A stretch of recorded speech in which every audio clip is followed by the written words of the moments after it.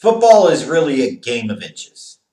I've talked in some of the other videos and doing these previews about how thin the margins are and how much it can vary so quickly because of the parity in the league caused by free agency, the salary cap, and those different things. You know, it really can come down to a game of inches and the margins being so thin. You look at the Seahawks in 2020, and you could certainly point to it being a game of inches. You could say you look at the Week 17 matchup against the 49ers. Just a few more inches, and they score a touchdown. A few more inches, they win the division. A few more inches, and it's the 49ers that are the wild card team and having to go on the road to play a road playoff game on wild card weekend. And the potential landscape of the NFL playoffs, at least the NFC playoffs, could have changed significantly in 2019. It was that close, pretty much that close. It wasn't much. And even when you look at the wild card round when they went to Philadelphia and they played the Eagles, you could say Jadeveon Clowney. The big play in that game was when Jadeveon Clowney went down and hit Carson Wentz from behind and ended up giving dude a concussion. But even then, you could sit there and say it's a game of inches because if he lands a little differently and he lands a little earlier or a little later, he might not have hit Wentz where he did and therefore may not have led to him suffering the concussion, and the whole aura of that game could have been changed dramatically. And then you get to the divisional round, and while the Seahawks really struggled early in that game at Lambeau against the Packers, they came back and they made a game of it in the fourth quarter, and late in the game, that arguably missed spot led to them losing. Game of inches. Sometimes it helps you, and sometimes it hurts you. And if I was talking about the Seahawks as much as anything else in 2019, that's what I think of, is that it was a game of inches. So now you're talking about a Seahawks team that could look at themselves and say, you know what? We were this close to winning the division, potentially getting a first-round bye. We were this close to doing it, or at least getting a home playoff game in the wild card round. We were this close to being able to potentially come back and beat the Packers in the divisional round. And if we do, having the confidence to be able to go into San Fran and beating the divisional foes in the NFC Championship game. So you feel like you're close, that you're still within that window of opportunity to potentially win a championship. And admittedly, when they have Russell Wilson, they have Pete Carroll, they are. They absolutely are. Especially with Russ, because Russ is elite. If there's any more debate about it, Russ is elite, period. And as long as you have that dude, you got to feel really good about your chances. And you got to feel like you certainly have a chance to contend. So now the challenge is for the Seahawks is figuring out what they got to do to put themselves in a position to get over the hump. They went out and did the best they could, I think, in terms of what they had available in terms of salary cap parameters, going out there, signing some guys, trying to beef up their pass rush a little bit, bringing in Mayoya. Oh, I've screwed up his name. I'm sorry. They brought in Benson Mayoya. Mayowa. Thank you. Benson Mayowa. Oh, my God. I've been doing too many of these videos the past couple days. I apologize. When a guy like a last name of Schlegel, believe me, I'm certainly sensitive to everybody butchering my last name. I personally don't care, but others do. So my apologies. Bruce Irvin. So two guys that they bring in. Bruce Irvin's obviously being familiar with the system and with this team and kind of the culture of the Seahawks. Bringing these guys in, hoping that you can get some more consistent pressure off of the edge, and even frankly what you did out of Jadeveon Clowney last year. You could sit there and say he had impacts on that team in other ways, but how eager were you to really re-sign Jadeveon Clowney to a long-term deal anyways? You had him for most of the year, had him all the year, excuse me, and this whole whopping 3 sacks. You say, well, there's pressure and there's other things. Yes, true, but sacks are one measurement, and the fact is that he had, 3 of them? So I'm not surprised they allowed him to depart and go elsewhere. He certainly had some impact on the defensive line, especially in the playoffs, and he played a little bit above that level, but they needed some help. So maybe the thought is to bring in Mayowa and Irvin that you can balance it out a little bit. And bringing in guys on the offense such as Dorsett, taking a chance on him, bringing in Carlos Hyde to bring in some more depth in the running game, especially since you've got Rashard Penny who's going to be out with the ACL injury. But the big news of all, obviously, was the trade for Jamal Adams. And I've talked about this in a previous video, like this is a big deal. And I certainly got it from the Seahawks perspective. When they were making the Super Bowl and winning the Super Bowl, they did it off of the strength of that defense and the running game.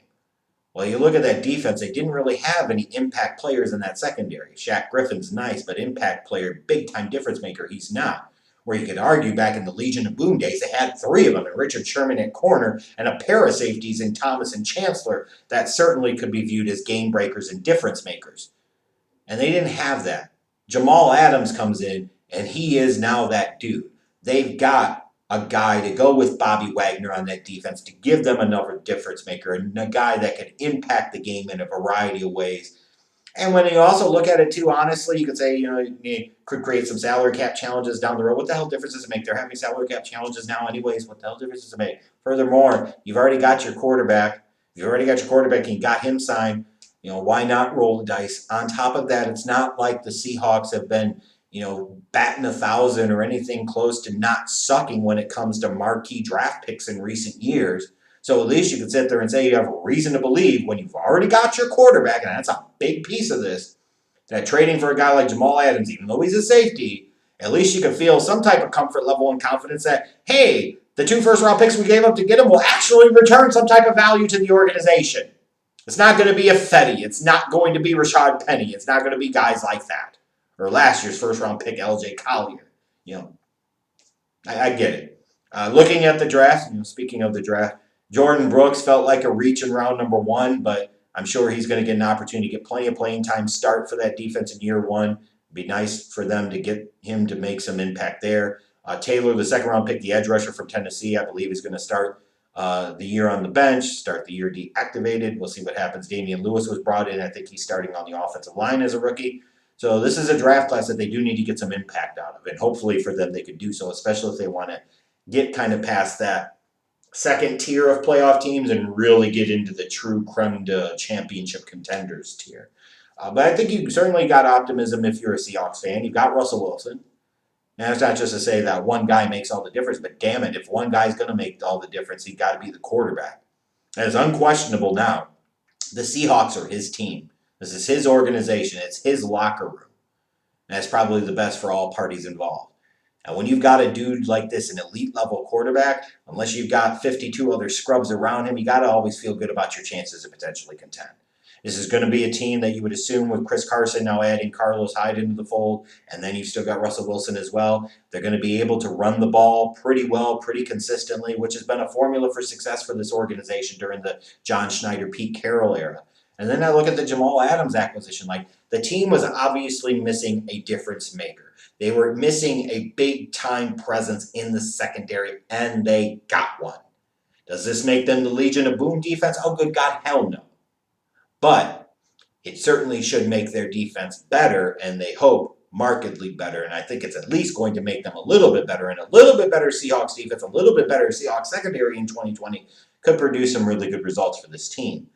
Some of the things that really concern me, where's the pass rush going to come from? Like I talked about with Mayowa.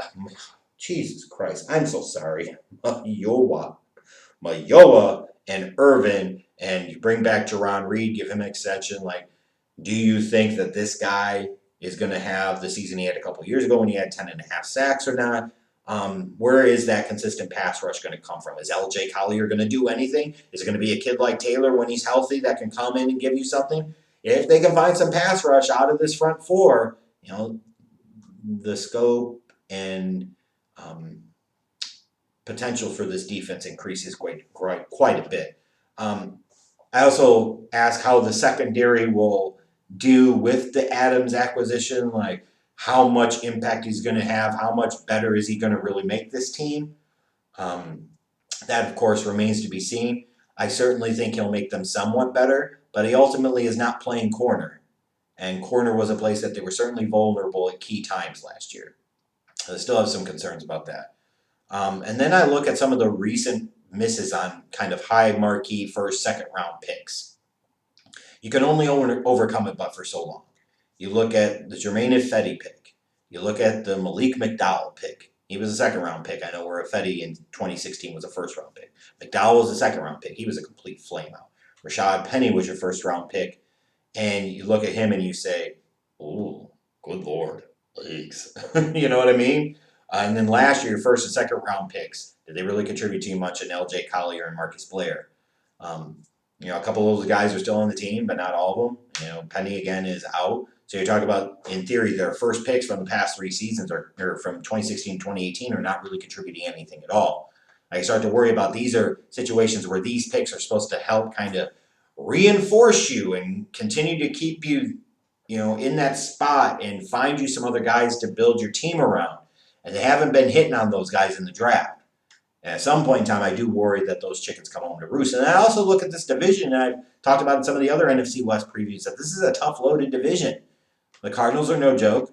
The Rams can certainly be back in playoff position. The 49ers are no joke. This is not going to be a cakewalk for the Seahawks. I certainly don't envision that. That said, they've got, to me, the best quarterback in the division. They've got, in terms of resume, the best head coach in the division, and I think that makes the difference. So I think the Seahawks end up finishing 2020 as the NFC West champs, winning somewhere around 11 games. I think it could be closer. It could come down to late in the season before they finally put it away. But if I had to put money on anybody, I think it's them. I think they're the ones that can come out of this dogfight that's going to be the NFC West and emerge as the champs.